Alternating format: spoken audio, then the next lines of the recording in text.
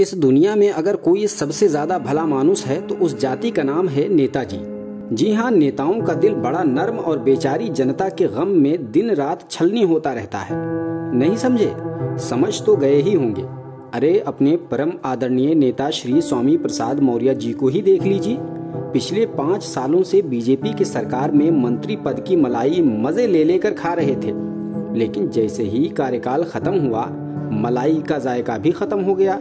तभी तो स्वामी प्रसाद मौर्य जी ने जनता के गम में मंत्री पद को भी छोड़ दिया, और जनता का गम इतना ज्यादा कि 5 साल के बाद अचानक ख्याल आया कि जिस पार्टी में वो मंत्री पद की मलाई खा रहे थे वो तो पार्टी दलितों, पिछड़ों, किसानों, बेरोजगारों और नौजवानों सहित व्यापारियों की उपेक्षा करती है। इसीलिए उन्हें ऐसी खराब पार्टी में एक क्षण भी नहीं रहना चाहिए। उन्होंने आओ देखा न ताओ मंत्री पद को लात मार दी और चल पड़े जनता के हितों की लड़ाई लड़ने।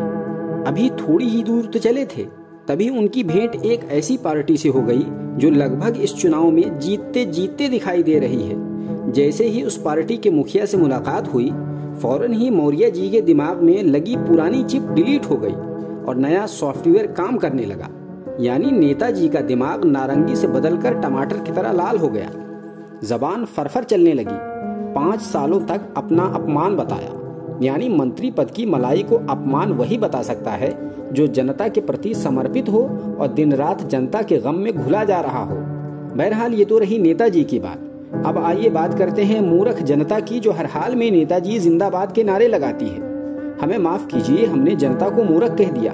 जनता तो भोली भाली होती है।